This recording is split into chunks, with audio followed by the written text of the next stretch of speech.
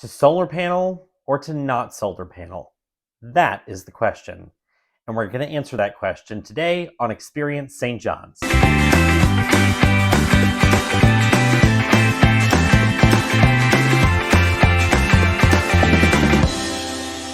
Welcome back.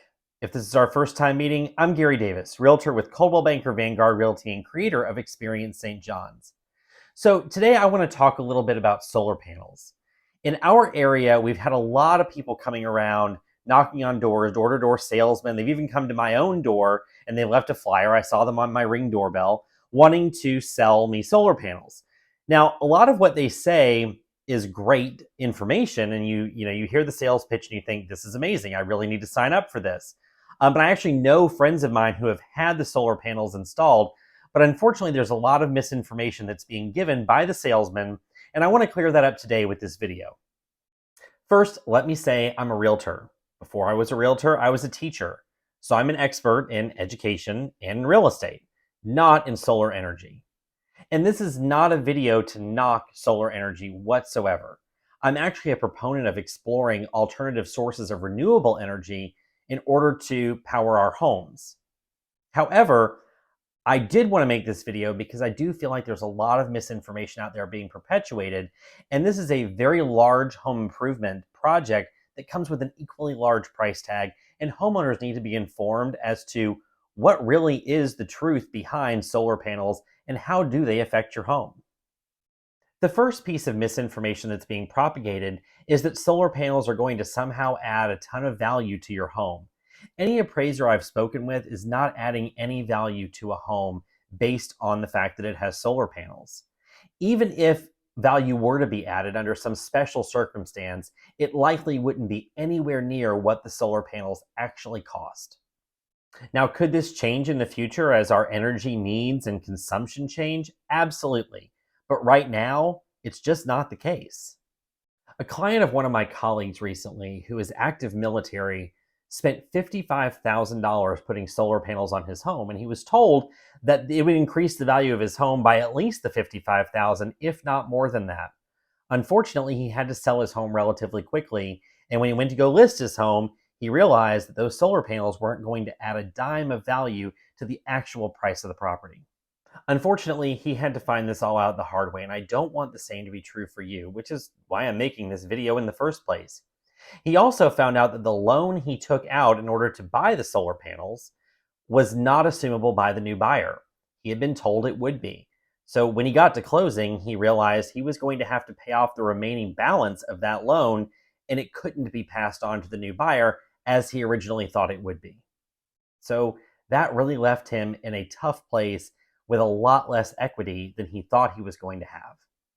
So what about warranties? The solar panel companies say that they warrant these solar panels for 30, 40, 50 years. The problem is a lot of these solar panel companies go out of business within 1, 2, 3 years. And after they go out of business, that warranty means absolutely nothing. So it's on you as the homeowner to take care of any replacements or repairs or anything that needs to happen to those solar panels over the lifetime of their use. There's no warranty backing that up if the company goes out of business. And unfortunately, that's what's happening a lot, especially here in the state of Florida. Then there's the issue with roofs. Well, solar panels have to attach to roofs. When you attach solar panels to a roof, it voids the roof's warranty. Now, what I'm seeing a lot happening is when these new build communities go up, which of course is happening all over St. John's, the solar panel companies hit up the new homeowners and say, hey, let's go ahead and put solar panels on your roof. It's a great idea. It's going to save you all this money. Well, now you have a brand new roof that no longer has a warranty. So that's a major problem. But even if your roof is, let's say, 15, 20 years old, and you have one of these solar panel companies who comes in and puts solar panels on your roof, that roof's going to need to be replaced relatively quickly. Well, when you replace the roof, you have to take the solar panels off, replace the roof, and then put them back on. Taking the solar panels off and putting them back on has a price tag attached to it, and usually it's a couple $1,000s. So again, you now have had to pay for the solar panels to be put on, then they've got to be taken off again. That costs money, and then put on again, more money, and then when it's put on, it ruins the new roof by voiding the warranty. In addition to the roof problems and all the other problems I've talked about, there's a new problem that just surfaced this week. According to News4Jax, they did an article or a news story wherein they interviewed local brokers in Jacksonville, insurance brokers, to talk about solar panels and how they affected insurance. And the insurance brokers were actually saying that a lot of insurance companies were dropping people from their policies because they had solar panels. Now, I have talked to some people who have solar panels, and they called their insurance companies and they said that wasn't the case. I actually think State Farm was one of the insurance companies that said they were not dropping people.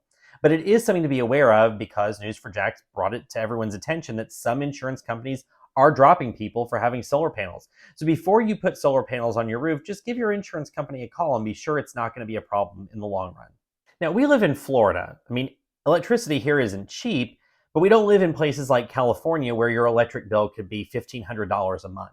Maybe if you live there, it might be worth it to get solar panels. But here in Florida, I just don't think the juice is worth the squeeze.